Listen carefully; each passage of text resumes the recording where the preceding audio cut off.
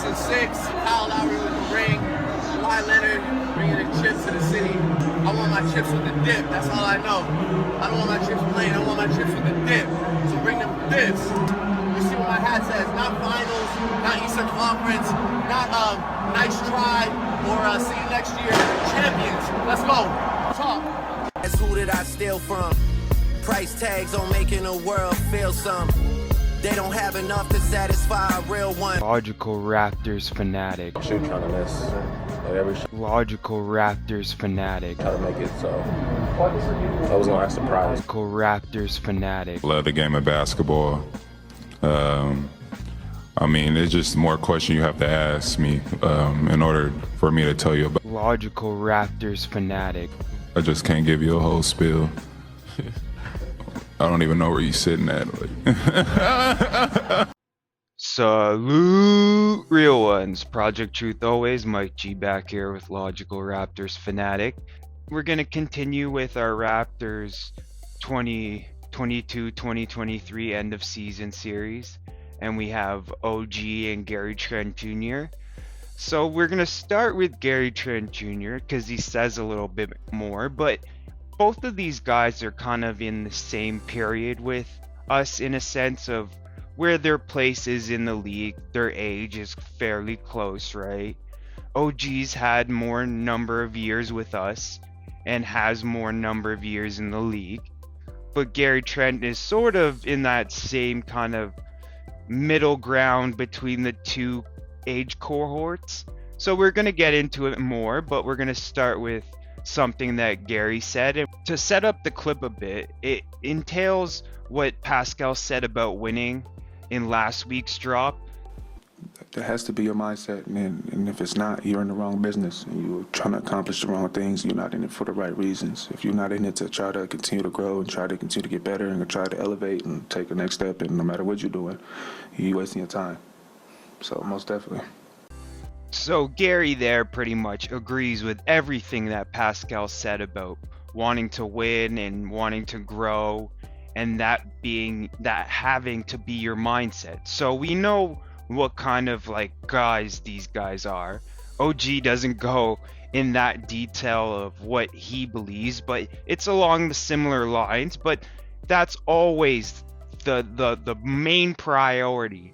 But now we're going to get into some of the other side things, and something that's really big for the Raptors about development and what it ultimately comes down to, whether you can take the next step, is in part this part right here, what he's about to talk about. It's to give you an edge, whether it's, eating food, eating healthy, eating certain foods that give you energy. Again, that's little details. That's how you, in this line of work, everybody can, do the thing for the most part. So it's the little details and little things that you can do to separate yourself, whether it's eating habits, whether it's sleep, whether it's watching film, watching certain moves, seeing, okay, this guy always pulls up at the right side of the floor, or he always goes to the left side. So that's how you kind of give yourself an edge.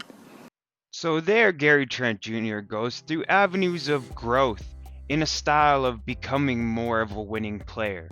You regiment your diet. You start watching more film. You start really diving in and knowing which guys you're playing against, and that gives you the edge. So attention to details. What was missing a lot of the year? Not enough guys were really hounding on the details of who we're facing and at certain times and whatnot. And I think that's in part on the coach and the coaching staff. But it also is on the players to have that hunger to continuously keep studying, because they know that they're not at that premium level in a sense of knowing everything. And no one ever is. Fred continues to watch other people's games and stuff, and he's memorizing different things. So that's a lot of what we want them to do. Like start developing the IQ around the game, and then start applying that IQ in the way you play the game, right? And I think that's the biggest part of the next step for a lot of these guys. It's a lot of the thinking basketball, especially for Gary, because he's looking to build up his move the ball kind of bag and his passing bag, because I think increasing his connectivity with other players can dramatically increase his value on the court, right? And if he becomes better at fitting with other guys, like from a pass standpoint, and then can also guard, do his job there, and then be a shooter, that's what we're looking for as for like a secondary shooting guard, a guy that can run some offense. So like if they're doubling the point guard, you need a shooting guard that has the ability to make things happen, right? And I think that takes a lot of film studying, understanding your own game and understanding the other player's game, and I think Gary's kind of traversing that path. I don't know if he continues. There's a lot of chat about contract and whatnot, but I'm not going to go into that today. We're going to stick on role and what these guys were supposed to do at the beginning of the season. I think growth was a main thing, but for OG a little bit more, it was carving out the leadership style a little bit more because he's been here and now he's one of the anchors of the team, definitely, right? And I think we were asking for the step. He took the step. So let's continue on with what Gary has to say, and we're going to get into a little bit more here.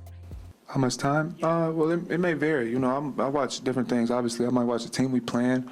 I'll even just go to YouTube and turn on certain players. You can watch hours and hours of Kobe highlights, of his scoring highlights, of his playing highlights, of his post-offensive highlights, just everything of anything. You can watch LeBron's chase down blocks. You can watch anything. So I watch different things on YouTube and just memorize since I was a little kid. Been on YouTube and watching different players, different games, how they score, what moves they use in certain periods of time, on how many seconds left, did they get to the left elbow, did they do a turnaround there, just everything. So there's different stuff you can watch, and obviously the same thing as a player as well too. You know, obviously as you continue to play, you learn people's tendencies and you know more of your peers, who you're playing against, and what they can do, what they can't do, their favorite moves, what they don't like.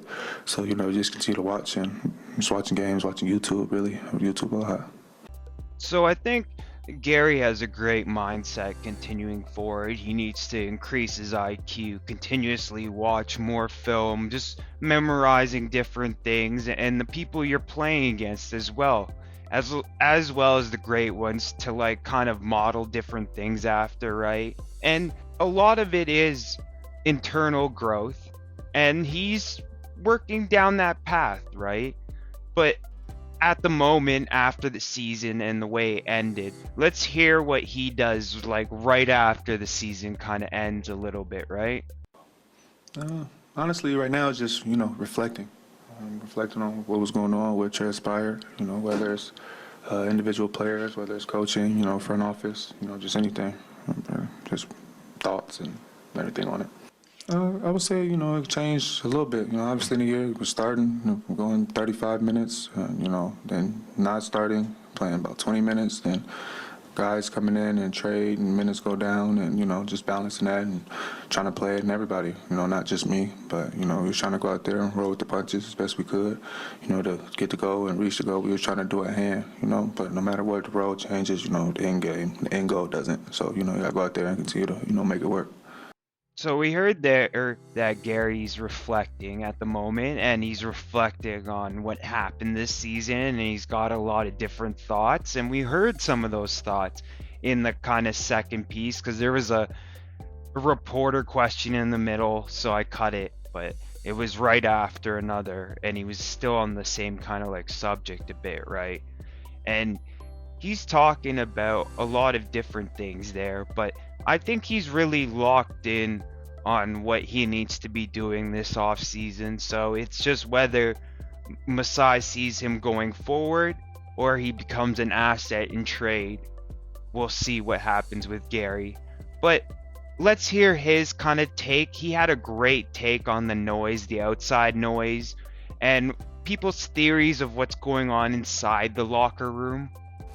I wouldn't say it really had no big part, but, you know, obviously people are going to say anything and clickbait and different type of stuff and take certain quotes. So, you know, it's going to be what's going to be. You hear it, but obviously you don't listen to it or it gives you no thought about it. It just comes with what comes with the game.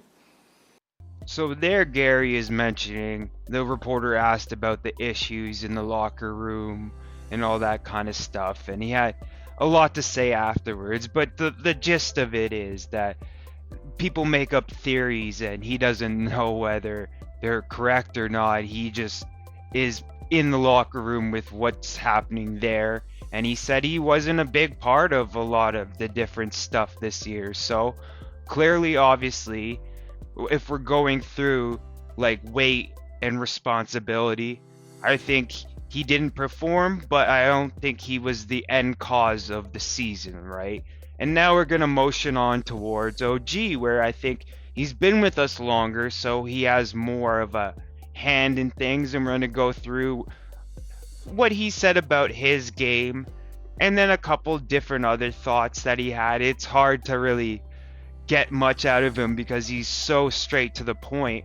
And I think that's where he has to find a middle ground if he wants to get the shine for certain awards, because that does take certain posturing in the media. You got to say certain things like Pascal does, and he has to be a little bit more outgoing to really, if he wants recognition. I think sometimes it's like the hungry mouth gets fed, right? So let's start going into some of the stuff he had saying. Obviously, let's start off what he thought about his game this year, because obviously that was a big part of his year. He showed a different leap in growth on both sides of the ball, and we're going to talk about it. From start to finish, I got a lot better, and that's the goal every season, to finish better than you started. So individually, I think I got better. But as a team, I guess, on the other side, it didn't go quite nearly as well as you guys expected. Mm-hmm. Do you have a why? Don't have a why, just stuff doesn't go as planned sometimes. It's only. How did you feel about your offensive role with this team this season? What do you mean how I feel? Were you satisfied with your the shot opportunities created for you and how you were working to the offense? Yeah, I think so. I think we have a lot of good players, so that's how it is when you have a team of good players. You know, everyone just tries their best to be involved, and I think we did a good job of doing that. He talks about how he feels about his own game. He felt he's grown this year, which he has. Then he was asked about what he thought about the issues were this year, and he didn't he gave more of a cookie cutter answer to those questions and didn't really critique things. He felt that we were sticking to things, but he doesn't feel his place is to really come out and critique things like that. And I think that's where we want him to start taking a step up, where he takes a little bit more ownership of things and starts talking out those details a little bit more. Like we've seen recently of Pirtle, when he's come to the team, he's always kind of reporting on different things and he's trying to help people understand. I think that's part of leadership somewhat too. You have to kind of provide answers to different questions. And I think he has to really find his way with that a bit more. It's fine if he wants to still be like a role guy on a team, but I think leaders, there's a little bit more demand from the public on the type of role that you play and what you have to say at certain opportunities and stuff. And I think there's a little bit more, but we're gonna continue on with what sides of the game he's grown on. OG, where do you see the biggest growth in your own game if you're to just assess yourself? Biggest growth, I'll just say overall as a player. In terms of reading the court? Reading the court, just everything as a player, both sides of the floor.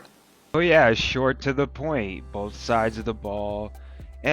He got an all-defensive team, and this was before he got that, so I'm going to throw in a clip of the defensive team, and then we'll transition onto the subject he talks about in the next question after that, right? I think I've been a great defender for a while, so it'll just be the validation. Nick had mentioned that other teams kind of emulated the way you guys were offensive rebounding last year. This year, the league slowly changes, but what did you notice in this season, if there was anything new across the league being done? Yeah, definitely the offensive rebounding. Teams are crashing a lot more than in the past, and I don't know because every team's kind of unique. Some teams play faster in transition. Some teams do more half-court sets. So mainly the rebounding. So there at first, OG talks about the all-defensive team and how it would validate how he's felt about himself being a great defender in this league, and most everyone would agree, right?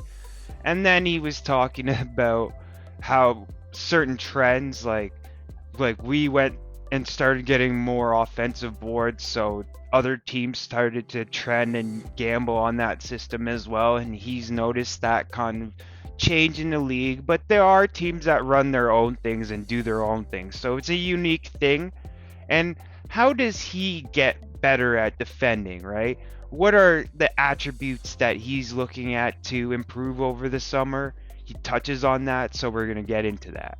Oh, just by the preparation, watching film, studying opponents, and then just going out there and trying my best to execute. Really, is there something specific that, based on the way the season has gone, that you want to work on this summer? Oh, everything. I want to work on everything, and then try to just be a better player than I was this past season. Offensively, like, you showed more comfort getting into that mid-range and rising up and taking those shots, making those shots. How far do you feel you have to go in that area? Oh, I still think I have a long way to go with that, so I'm just going to keep working on it, hopefully come back better. It's my goal. So there, OG touched on a couple aspects. He obviously knows he could do more studying. I think everyone could on the team, and that was a big thing, attention to details, right? And also, he was asked a couple questions about his offensive bag and where he thinks he can take that. And he has a lot to still grow on that side, but I think he's definitely shown a bit more in that avenue of making better decisions. We brought in Thad to help him with his post kind of game where he kept, it's almost like he's running in slow-mo and then the guy comes and blocks him because he didn't have a lot of post moves, where now he could fake or be patient and dissect the post a little bit better. With, I think Thad was really brought in to really help him with that and his leadership side. So there are two parts in that tandem, but let's hear about his happiness of role and where he is with this team in this current season and maybe going forward, right? Playing that role, did it feel different? Yeah, how do you like playing the two guard? I like it. I mean, anything for the team, Definitely more of a spacer. But whatever for the team, I don't mind. Yeah, in that role, I guess you have to get more shots up, be more of a spacer, like you said. Is that something you enjoyed, just taking a lot more threes kind of as the season went on? Yeah, I mean, I always work on it, so I'm always ready to shoot as many threes as I need to. So there, OG's kind of talking about, like, he's willing to do whatever it takes to win or whatever the team needs from him, but in actuality, the team needs him to do his best skills for us, right? And that's how things should work. It's about planning and execution, but also knowing the player and what they are capable of actually, right? So there is a tandem of that. And there's this continuous growth where they're capable of more and more and build that up more consistently. I think he's still trying to find his way with the offensive side. Defensively, he's definitely got a lot of great stuff that he does defensively, right? If we're trying to look at his offensive side, I think he has more he can do than just shoot threes, right? I think that's where we want him to start getting more better at running secondary actions and being able to play make similar to Pascal, probably not the same amount or degree, but have a similar opportunities, like build up his passing game. We can run certain plays where he gets comfortable with certain passes, and then we start building that up into a more read and react kind of style with him and at certain opportunities, right? But ultimately, it is sculpting out his offensive game a little bit more probably next year. And he needs to take an upgrade in the leadership a little bit more. Like, if he gets a bigger role in the team, he gets more of the touches and more whatever, that comes with more of the leadership part, right, too. So, like, there is a tandem of both parts.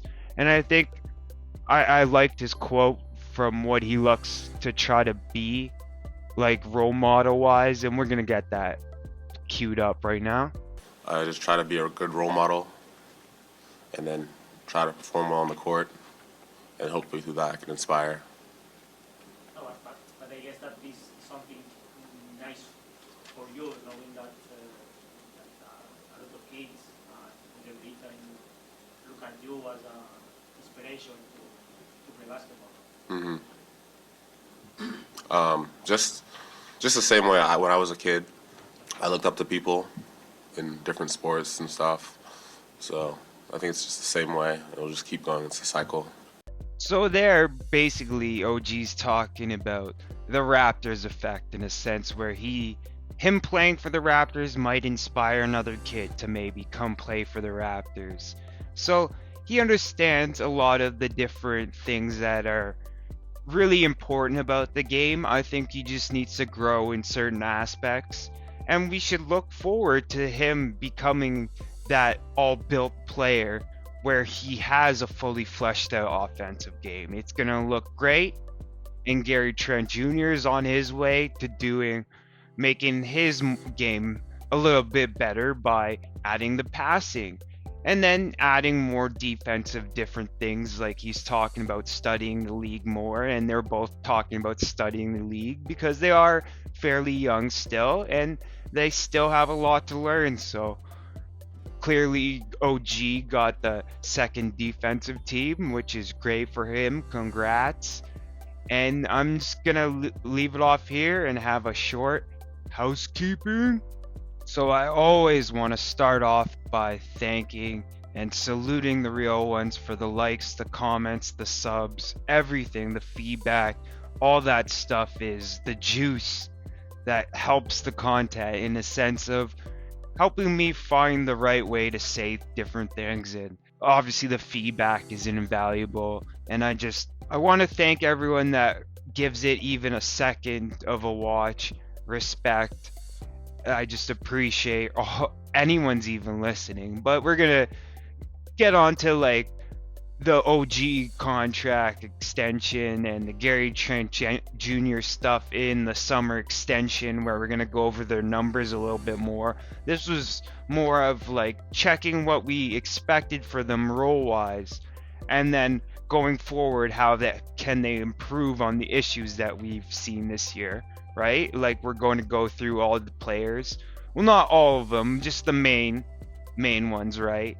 And then we'll end off with like Fred VanVleet and Masai as the last two kind of episodes in the series, right?